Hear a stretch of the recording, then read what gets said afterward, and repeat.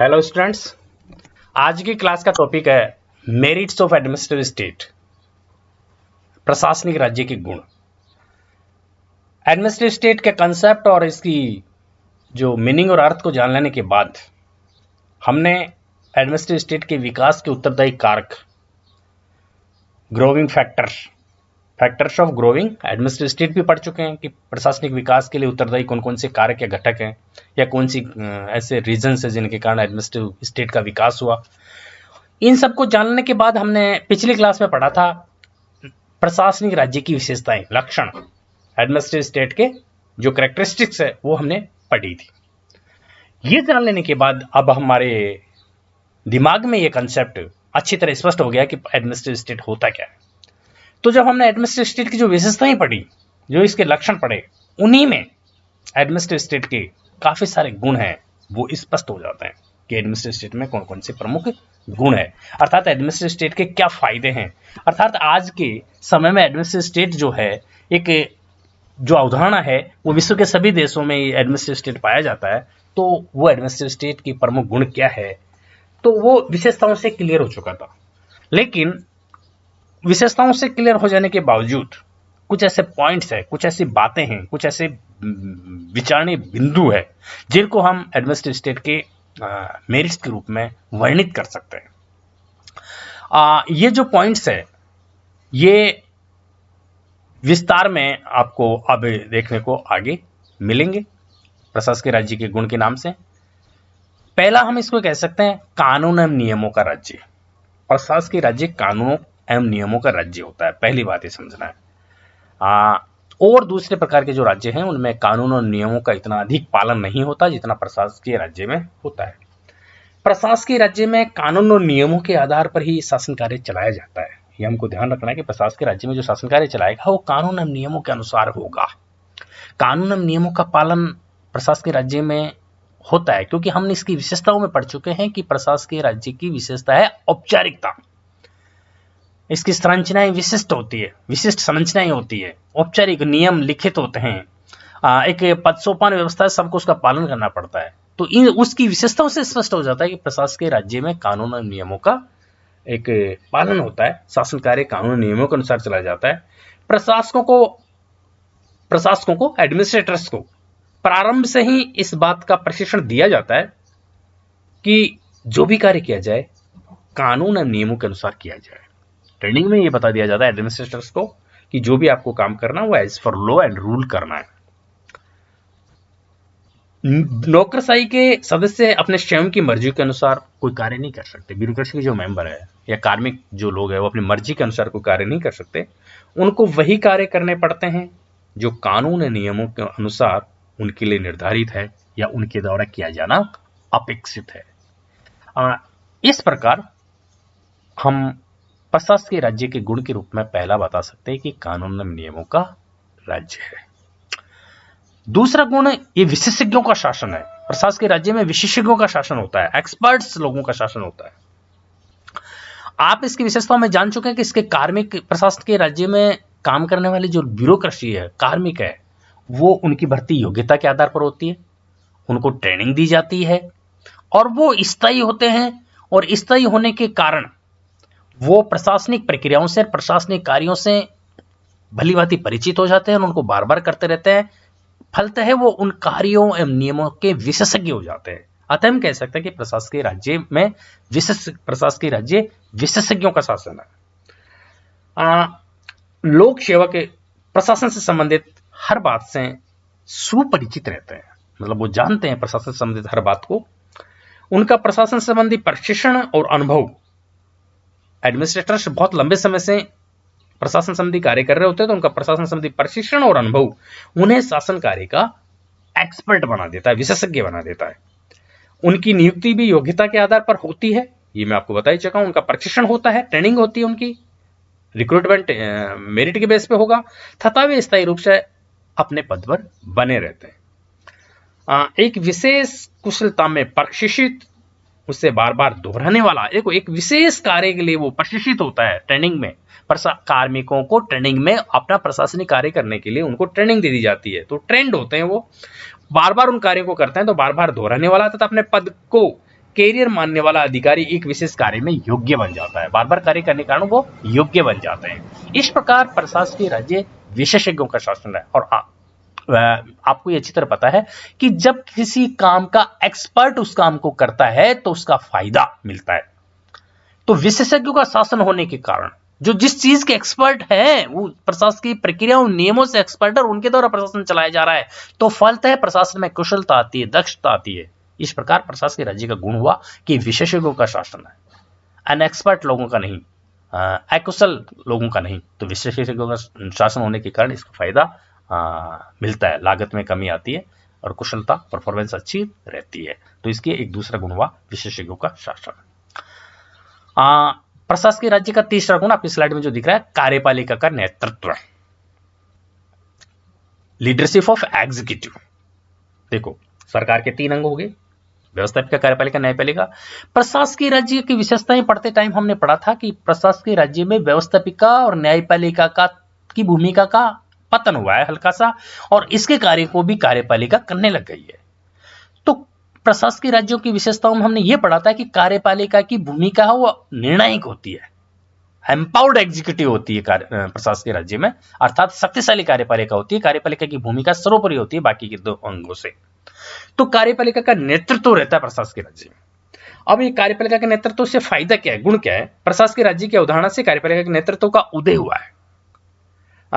अब कम से कम कोई ऐसा व्यक्ति तो है जिसकी ओर जनता नेतृत्व के लिए देखती है। कार्यपालिका के नेतृत्व एक ऐसा व्यक्ति है, कार्यपालिका है, मंत्री है या प्रधानमंत्री या उसके मंत्री या मुख्यमंत्री या उसके मंत्री या किसी एडमिनिस्ट्रेटिव विभाग के, प्रशासनिक विभाग का जो हेड है वो उसका नेतृत्व कर रहा है उस विभाग का, तो उसकी ओर जनता देखेगी। उस विभाग पर एडमिनिस्ट्रेटिव हेड है तो उसकी तरफ, राजनीतिक हेड है तो मंत्री की तरफ या मुख्यमंत्री या प्रधानमंत्री की तरफ जनता देखती है। एक रिलायबल पर्सन है, एक रिलायबल पर्सन है जिसकी तरफ जनता देख सकती है, जिससे उम्मीद कर सकते हैं अपने कार्यों के लिए, और शासन के असफलता के लिए किसी एक को जिम्मेदार भी ठहरा सकती है, एडमिनिस्ट्रेटिव हेड को या पॉलिटिकल हेड, किसी को जिम्मेदार ठहरा सकती है। फलतः है वो लोग कार्यपालिका के जो हेड है, चाहे वो एडमिनिस्ट्रेटिव हेड हो चाहे वो पॉलिटिकल हेड हो, वो अपने कार्यों में तत्परता रखते हैं, अच्छी परफॉर्मेंस देने की कोशिश करते हैं और जनहित का ध्यान रखते हैं।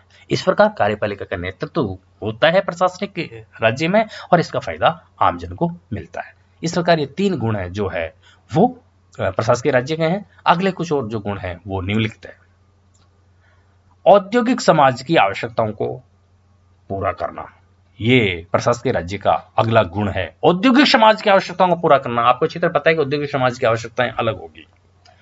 तो औद्योगिक समाज की आवश्यकताओं आज देखो विश्व में आज पूंजीवादी और समाजवादी दोनों व्यवस्थाएं में औद्योगिक समाज एक प्रमुख भूमिका निभाता है। पूंजीवादी में औद्योगिक समाज होता ही है, समाजवाद में भी औद्योगिक समाज है, इंडस्ट्रियल सोसाइटी जिसको कह सकते हैं, चाहे वो सरकारी संस्थान हो जो औद्योगिक कार्य कर रहे हैं। तो औद्योगिक समाज दोनों, पूंजीवादी और समाजवादी दोनों औद्योगिक समाज की तरफ अग्रसर है, दोनों औद्योगिक समाज की स्थापना करते हैं।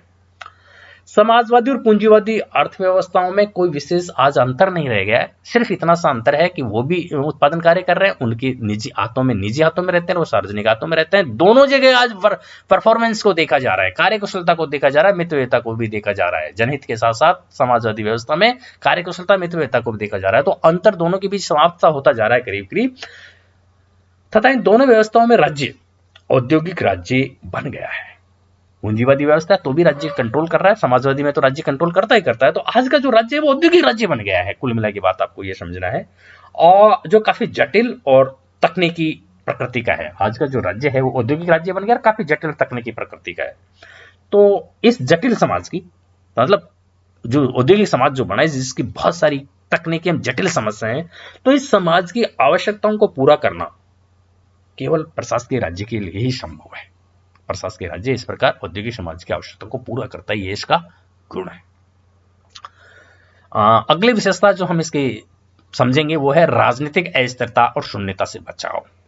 देखो कोई सी भी शासन व्यवस्था हो, स्पेशल रूप से संसदात्मक शासन व्यवस्था, अध्यक्षात्मक फिर भी नहीं होता, संसदात्मक शासन व्यवस्था में जनरली राजनीतिक अस्थिरता रहती है, पहली बात।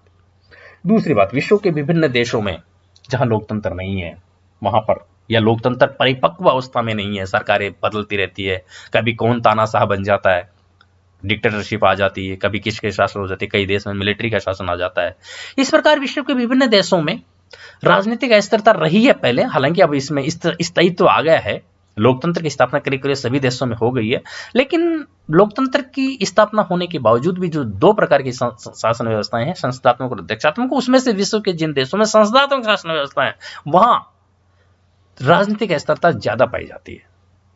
संसदात्मक शासन व्यवस्था में कार्यपालिका जब तक ही शासन में रहती है जब तक उसका व्यवस्थापिका में बहुमत रहता है। फॉर एग्जाम्पल इंडिया, किसी स्टेट में राष्ट्रपति शासन लगता रहता है, या वहां की सरकार भंग हो जाती है या सरकार बदल जाती है, कभी किसी एक दल की होती है, उसका किसी कारण से पतन हो जाता है, बहुमत खत्म हो जाता है, या कुछ विधायक मिलकर दूसरी पार्टी के उसमें शामिल हो जाते हैं, तो वो सरकार का पतन हो जाता है। फॉर एग्जाम्पल अगर अभी हम देखें तो मध्य प्रदेश में हुआ, किसी भी स्टेट में होता, कर्नाटक में हुआ, ऐसा होता रहता है।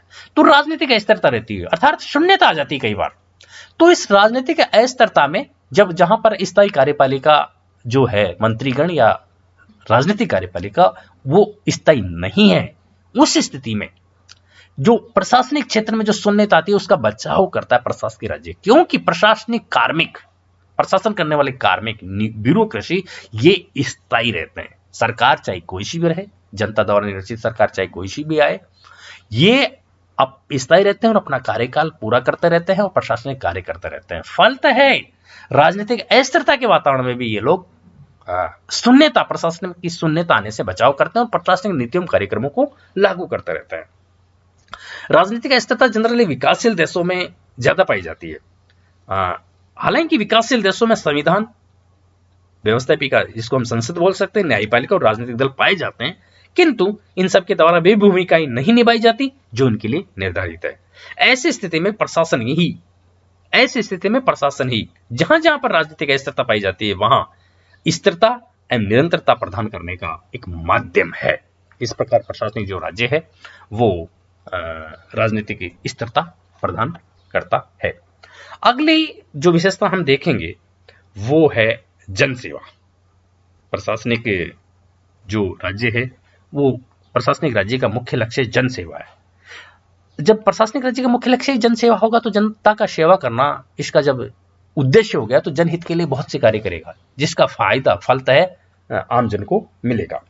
प्रशासकीय राज्य अपने नागरिकों के अधिकतम विकास और कल्याण के लिए हरसंभव प्रयास करता है। प्रशासकीय राज्य जो उस राज्य के नागरिक हैं उनका अधिकतम कल्याण और विकास इसके लिए हरसंभव प्रयास करता है।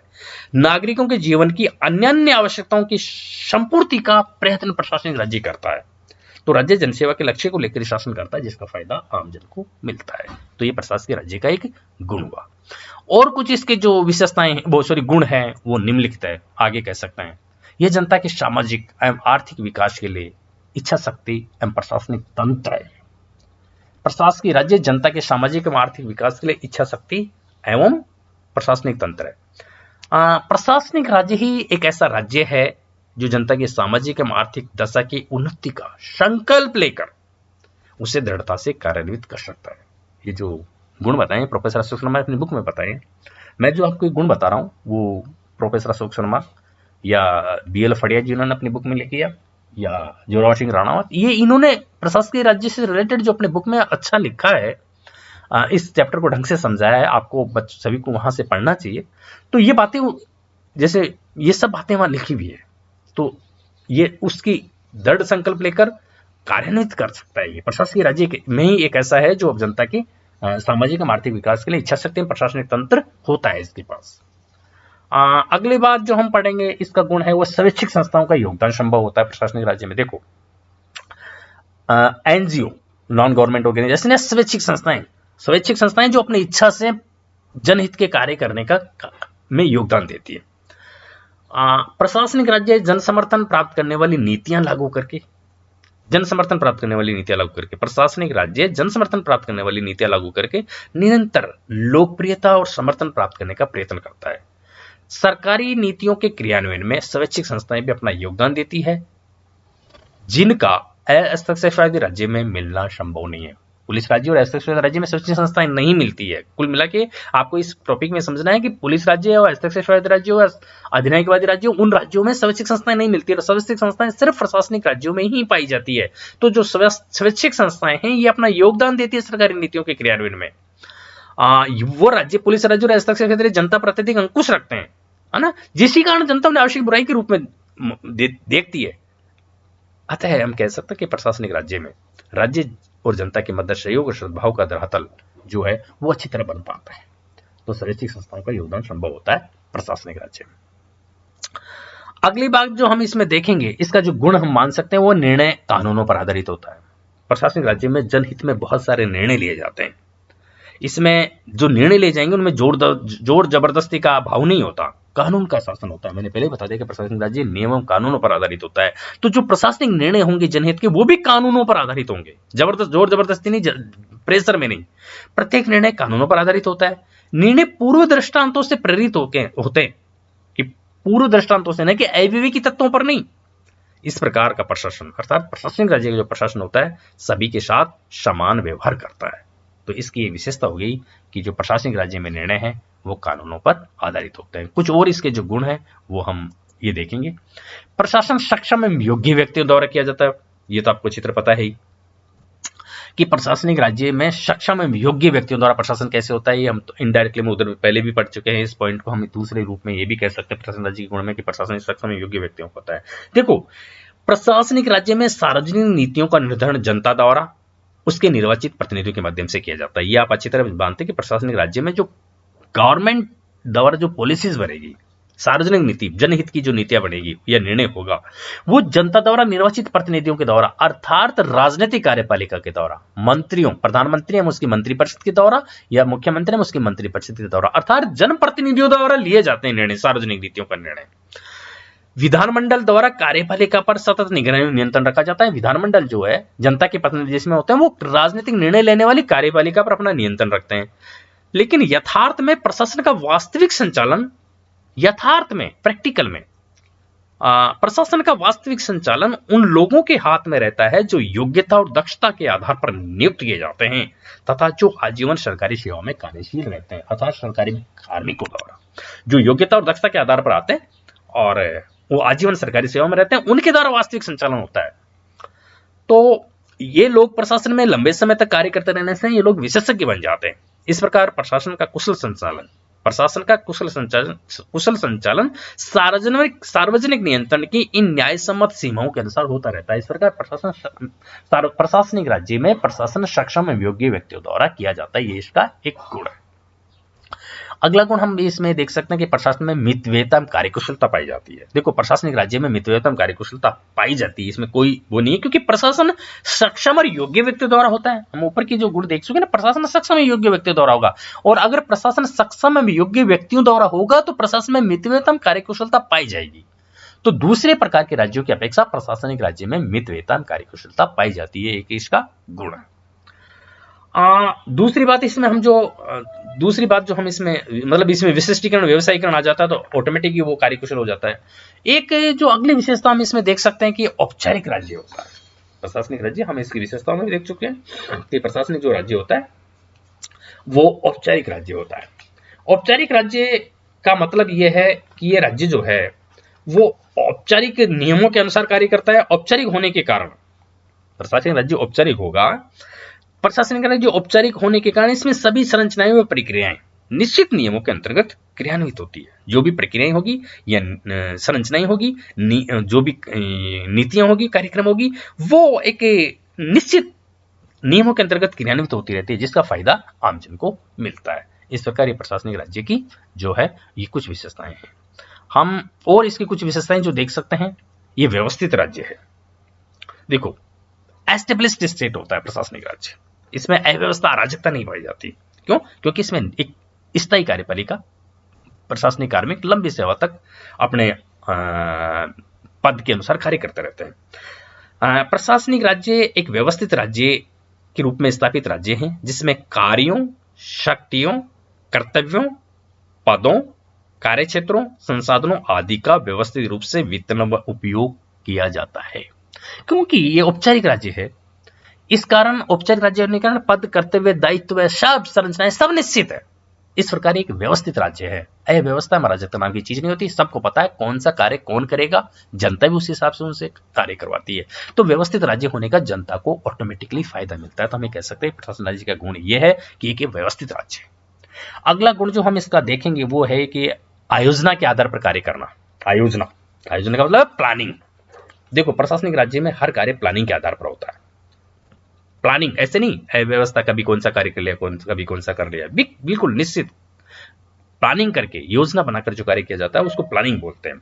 तो प्रशासनिक राज्य प्लानिंग के आधार पर कार्य करता है, आयोजना के आधार पर कार्य करता है। अर्थात इसमें कोई कार्य आकस्मिक या अनिश्चित नहीं होता है। यहां तक कि आपातकाल के लिए भी राज्य पहले से योजना व तंत्र विकसित कर लेता है।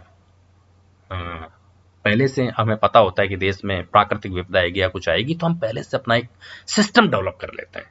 इस प्रकार प्रशासनिक राज्य में आयोजना के आधार पर कार्य होता है, और आयोजना के आधार पर कार्य होने का फायदा अल्टीमेटली जनता को मिलता है। जनता के संसाधनों का कुशलता से उपयोग होता है, मितव्ययिता रहती है। तो इसका एक गुण माना जा सकता है कि इसमें आयोजना के आधार पर कार्य करना संभव होता है। इसका जो और गुण है लास्ट इसी स्लाइड का, वो हम ये देख सकते हैं कि ये सतत विकास में विश्वास करता है प्रशासनिक राज्य। सतत विकास, सस्टेनेबल डेवलपमेंट। प्रशासनिक राज्य सतत विकास में विश्वास रखता है, इसलिए इस ओर लगातार प्रयास करता रहता है सतत विकास के लिए। प्रशासनिक राज्य में विकास के सभी पहलू, सतत विकास का मतलब है सभी क्षेत्रों का विकास। प्रशासनिक राज्य में विकास के सभी पहलू यथा राजनीतिक विकास, सामाजिक विकास, आर्थिक विकास, व्यक्तित्व एवं व्यक्तिगत विकास, सबकी तरफ ध्यान दिया जाता है।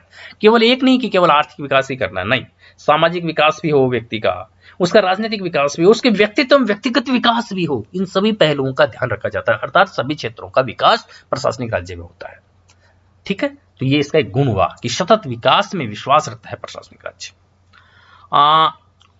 इन गुणों के आधार पर कुछ और गुण जो प्रशासनिक राज्य के, यह कहे जा सकता है कि प्रशासनिक राज्य में निम्नलिखित गुण और है।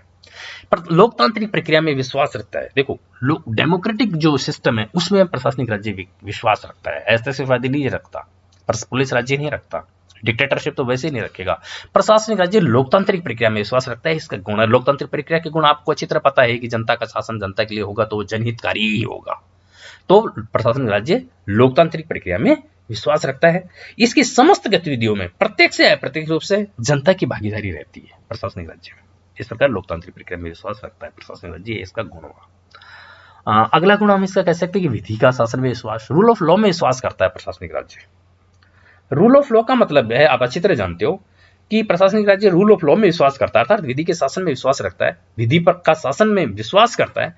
अर्थात ये अपनी समस्त गतिविधियां संवैधानिक या विधिक प्रावधानों के अंतर्गत संचालित करता है। जो संविधान में बातें लिखी हुई है या विधि में लिखी हुई है, नियमों में लिखी है, उन्हीं के अंतर्गत ये संचालित करेगा सारी अपनी गतिविधियां। प्रशासनिक राज्य में सभी नियम सभी नागरिकों पर समान रूप से लागू होते हैं। सभी नियम सभी नागरिकों पर समान रूप से लागू होना करना ही विधि का शासन है। ऐसा नहीं कि भेदभाव करे अमीरी गरीबी के आधार पर या उच्च वर्ग निम्न वर्ग के आधार पर। इस प्रकार विधि का शासन में विश्वास रखने के कारण प्रशासनिक राज्य विधि के शासन का एक अपने आप में अलग फायदा है। तो विधि के शासन में विश्वास करता है प्रशासनिक राज्य, और इसका अल्टीमेटली फायदा जनहित को ही होता है, जनता को ही होता है। अंतिम लक्ष्य नागरिकों का कल्याण। सॉरी, ये गलत लिखा गया, नागरिकों का कल्याण। अंतिम लक्ष्य नागरिकों का कल्याण। देखो, प्रशासनिक राज्य का अंतिम लक्ष्य नागरिकों का कल्याण है। लास्ट जो इसका अंतिम अल्टीमेट जो एम इसका है वो नागरिकों का कल्याण है। अतः इसकी समस्त गतिविधियां नागरिकों के कल्याण के लिए इर्द गिर्द घूमती रहती है। इस प्रकार ये टोटल जो गुण है ये प्रशासनिक राज्य की विशेषताओं से भी मिलते जुलते हैं। हमेशा अगर ये पूछा जाए आपसे कि प्रशासनिक राज्य की प्रमुख गुण क्या है, या प्रशासनिक राज्य के प्रमुख गुणों का वर्णन करो, या प्रशासनिक राज्य के गुणों का विस्तार से बताइए, तो मैंने जो आपको विस्तार से बता दिया, टॉप टाइटल मैंने आपको स्लाइड में लिख दिया और इनका एक्सप्लेनेशन बोल बोल के आपको समझा दिया। आपको वैसे ही लिखना है, समझाना है उसमें। इनके अलावा हम ये कह सकते हैं कि योग्य व्यक्तियों पर आधारित प्रशासन है, हम अब सभी समझ चुके। तो प्रशासनिक राज्य के इन सभी गुणों क्या बात अब हम निष्कर्ष के रूप में ये कहेंगे कि आज सभी राज्य प्रशासनिक राज्य हैं, सभी राज्य प्रशासनिक राज्य हैं, और विश्व के सभी देशों में, विशेष रूप से लोकतांत्रिक देशों में, जो नए देश है वो हैं, वो उनमें तो है ही है। तो विश्व के सभी देशों में प्रशासनिक राज्य है। इससे इन राज्यों की महत्ता का पता चलता है। इससे अपने आप में पता चल गया कि प्रशासनिक राज्यों के कितने फायदे हैं, या कितने गुणकारी है, ये कितने लाभप्रद है, आज के समय में इसकी आवश्यकता क्या है। इस प्रकार विश्व के सभी राज्यों क्योंकि प्रशासनिक राज्य है, इससे इन राज्यों की महत्ता का पता चलता है। इससे अब हमें पता चल गया कि प्रशासनिक राज्य के प्रमुख गुण क्या है। अगली क्लास में हम ये पढ़ेंगे कि प्रशासनिक राज्य के हमने खूब गुणों का वर्णन कर लिया, लेकिन प्रशासनिक राज्य के कुछ विद्वान दोष भी बताते हैं, डीमेरिट्स, वो उसका वर्णन हम अगली क्लास में करेंगे। आज की क्लास में बस इतना ही।